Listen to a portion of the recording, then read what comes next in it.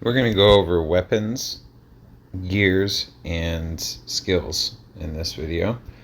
And so when you get this option unlocked, as you'll see here, you have weapons open up as an option when you click any one of the training centers. Now when you get to this level where they're all L5 epic, to actually upgrade the next level, it's going to send me to the research lab, which wants me to finish this research right now. But what it's going to actually send me to is the T5 pilots, because this is maxed out for T4s until you get T5s. And it shows you down here what the cost and requirements are. Now with these materials, it tells you what they are when you click on them. And if you're short, like I'm short here, it'll tell you where to get them. So you can purchase them, you can get them from these events as well, Honor Shop, all these different places. And you can straight buy them with CDs. So those are options to get that. Now inside this screen, in addition to the different buffs you can see here that you get for each one, the best way to do this is to rotate them evenly, because when you get them all to the next level, that's when different dynamics unlock. And so you can see the weapon sets here, the additional buffs they get. Now the skills, this is very interesting. When this unlocks here, initially for the first few levels of the skill, it only takes these syringes or the energy serum, and then these training monitors as well to continue leveling them up. Here are your additional buffs. And you can see here, it gives you details, and if just a general thing for the game. All of these, look at everything here. When you click on these eye dots, this is what you want to read through and try to understand the best you can. Now, I've distributed this between myself and my R4s to stay on top of the eye dots all over the game, so we can all come back with our own bits and pieces of information, put it all together, and try to understand the mechanics best we can. So this Fury Blast, I'll show you what this looks like and how this works. Now, this is if it's pilots only in your march. The pilots do not engage in battle for 17 seconds. They automatically enter Fury Blast mode, gain 14% increased marching speed, dealing 500% assault or 500 assault damage to targets in their first attack. And then pilots regain their original speed while reducing the speed of both you and your enemy's troops by 30% for 10 seconds. What that looks like is this blast bubble around it. Now, how that plays out practically, I'll show you here. So when we go out of the actual map, and there we go, actually right there. So there's Topher running by it, and you can see that blast on. We call it Zoom Zoom, referred to a lot in game. And I'll show you here, actually make it a little farther away so you can see it operate.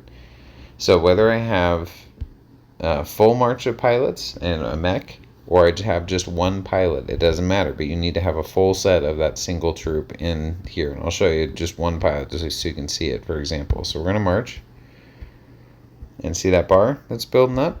Once that gets full, then it goes into Zoom Zoom mode, and that's where that skill kicks in, and you'll see what that looks like for pilots. And this makes a big difference getting around the map. You may have the most powerful players in the game, but if they're not fast, then they can't get to where you need them to be in time to actually be effective. So speed is also very important as well. So I'm going to send them back, and we'll see. I'll show you here what the additional skills are. We'll just go through them real quick. So for the hitters camp, we go to skills here. Now this one, if they are stationary for 10 seconds, they automatically enter line of defense mode. It absorbs additional 400 damage, and you guys can read the additional details there. But it looks like this on the map. So you start to see people after they've been there for a set amount of time. They get this little bubble shield around them. That is from the hitters skill set. And then we've got the wall breakers I have here next. And you don't get the skills until you get them all to Epic 1111. That's when it unlocks the skills. Until then, this is locked and does not apply, or you can't actually utilize it. Now, the skill, this amplifies both the range of the wall breaker's attack, the damage, and their range. And so the wall breaker dynamic, if you're not familiar with that already, if you have Derek and all wall breakers, and I think it might be, I'll see, it definitely starts with Derek. It might apply to others as well, but he can turn into an actual cannon. I'll show you that as well.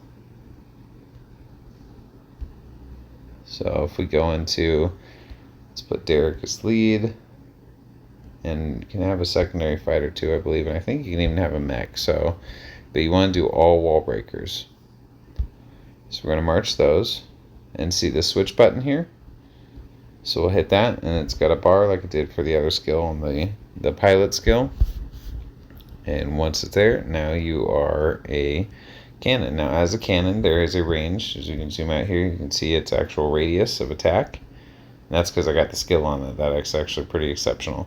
So this is great to do if you're rallying a really large city or something that's well reinforced, because then you just click on it and drag, and then you drag to an enemy target and it will start launching. Now when you're firing on a city, it only takes down the sentry troops. So let's see, I don't think we can actually see that on this. We don't have any attack reports or anything.